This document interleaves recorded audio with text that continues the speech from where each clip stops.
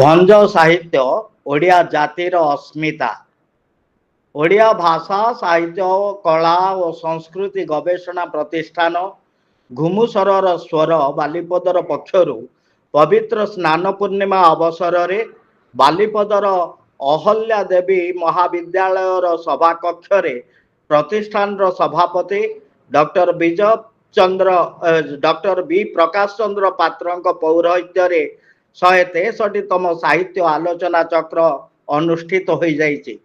ଭଞ୍ଜଙ୍କ ବୈଦେଶ ବିଳାସ କାବ୍ୟରେ ପାଣ୍ଡିତ୍ୟ ଶୀର୍ଷକ ଆଲୋଚନାରେ ଅତିଥି ଭାବେ ଯୋଗଦେଇ ଭଞ୍ଜ ଗବେଷକ କାମରାଜୁ ସାହାଣୀ ଭଞ୍ଜ ସାହିତ୍ୟ ଓଡ଼ିଆ ଜାତିର ଅସ୍ମିତା ବୋଲି ମତବ୍ୟକ୍ତ କରିଥିଲେ।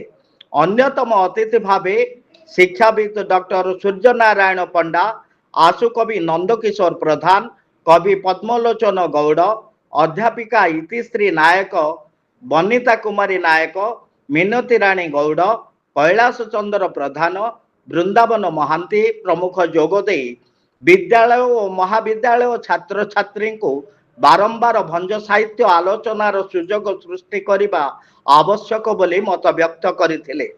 ମହାବିଦ୍ୟାଳୟର ଛାତ୍ରୀମାନଙ୍କ ଦ୍ୱାରା ସ୍ୱାଗତ ସଙ୍ଗୀତ ପରିବେଷଣ କରାଯାଇଥିବା ବେଳେ ଶେଷରେ ଖଲି ପରିଡ଼ା ଧନ୍ୟବାଦ ଅର୍ପଣ କରିଥିଲେ। ମଞ୍ଚଜ୍ୟୋତି ନ୍ୟୁଜ ତରଫରୁ ସୁଭାଷ ଚନ୍ଦ୍ର ସାହୁ ରୋଶନଙ୍କ ରିପୋର୍ଟ। ଆମେ ସାହିତ୍ୟ ସମ୍ପର୍କରେ ସୂଚନା ଦେବା ପାଇଁ ତାକୁ ସଚେତନ କରିବା ପାଇଁ ଯେ ଅନୁଷ୍ଠାନ ଗଠନ କରାଯାଇଛି।